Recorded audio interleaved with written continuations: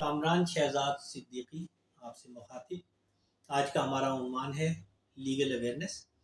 ہم constitution of Pakistan کا ایک ایک آرٹیکل لے کے چل رہے ہیں تاکہ عام عوام کو آرٹیکل کی کسی حد تک معلومات پہنچائی جا سکے اور لاء کے اسٹوڈنٹس کو خصوصی طور پر ایک گائیڈ لائن دی جائے، ان کو گائیڈنس ہو کہ کانسٹیٹیوشن آف پاکستان کیا کہتا ہے. تو آج ہم پڑھیں گے article 7 constitution of Pakistan 1973. Constitution کا آرٹیکل 7 کہتا ہے definition of state. In this part unless the context otherwise requires, the state means the federal government, parliament, a provincial government, a provincial assembly, and such local or other governments existing in Pakistan as are by law empowered to impose any tax.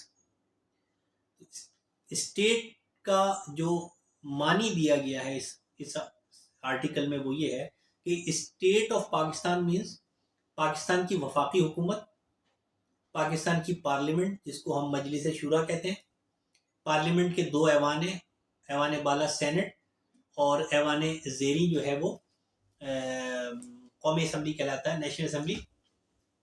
پھر کوئی بھی صوبائی assembly اور صوبائی government also part of the state. پھر اس کے بعد district governments, union council جس کو ہم یو سی کہتے ہیں، ڈی ایم سی اور کے ایم سی، کے ڈی اے، یہ تمام جو ادارے ہیں دے کالڈ اسٹیٹ.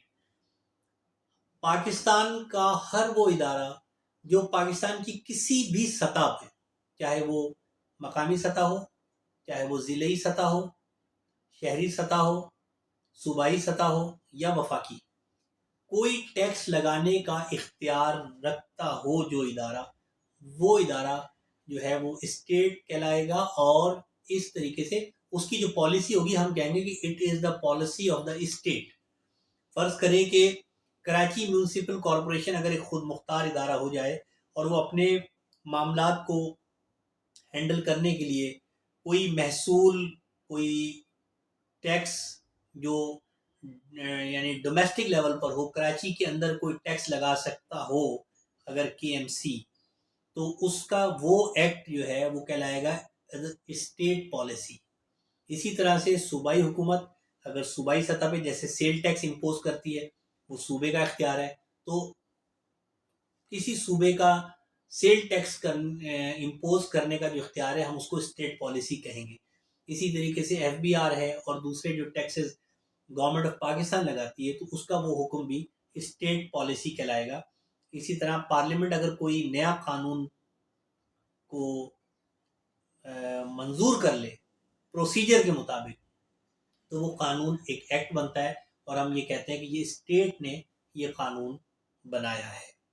تو یہ ہے آرٹیکل 7 کے مطابق اسٹیٹ کی ڈیفینیشن. اور اگر ہم انٹرنیشنل لیول پر دیکھیں کہ what is the definition of the state اور مملکت جو ہے وہ کیا کہلاتی ہے، تو اس میں ہم یہ سب دیکھیں گے کہ انٹرنیشنل لاء میں اسٹیٹ سے مراد کسی بھی ریاست کی وہ پوری زمین، وہ پورا رقبہ جس پر وہ ریاست مشتمل ہے اور زمین کے نیچے کی تمام چیزیں اس اسٹیٹ کا حصہ ہیں. زمین کے اوپر آسمانوں پر فضائی حدود، سمندری حدود اور اس کے تمام ادارے اور اس کے تمام وسائل وہ اسٹیٹ کہلائیں گے. مثال کے طور پر پاکستان جو ہے ایک اسٹیٹ ہے، ایک ریاست ہے. پاکستان کا علاقہ 7,96,096 مربع کلومیٹر ہے، یہ پورا علاقہ. اور اس زمین کے نیچے تک جو کچھ ہے، چاہے وہ معدنیات ہیں، چاہے وہ کوئی اور منرلز ہیں یا کچھ اور خزانے ہیں، وہ سب اس اسٹیٹ کا پارٹ ہیں. اسی طریقے سے ہمارے ارد گرد جو سمندری حدود ہے انٹرنیشنل لاء کے مطابق وہ بھی پاکستان کی اسٹیٹ کہلائے گی، اسٹیٹ کا حصہ کہلائے گی. اسی طریقے سے ہماری جو فضائی حدود ہے وہ بھی اسٹیٹ آف دا پاکستان کا پارٹ کہلائے گی. اور دنیا کے جس ملک میں ہمارا سفارت خانہ کھلا ہوا ہے وہ سفارت خانے کا جو ایریا ہے وہ اسٹیٹ آف دا پاکستان کہلائے گا.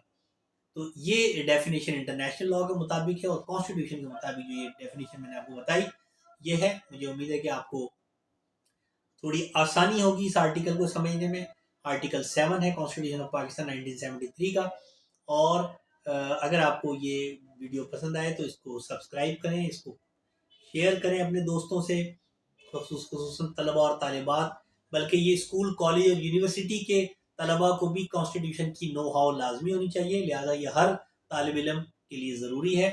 اپنا کامنٹ سے ہمیں آگاہ کریں, اس کو لائک کریں, بیل آئیکن کو کلک کریں تاکہ ہماری ہر ویڈیو آپ کے پاس فوری پہنچے. بہت شکریہ.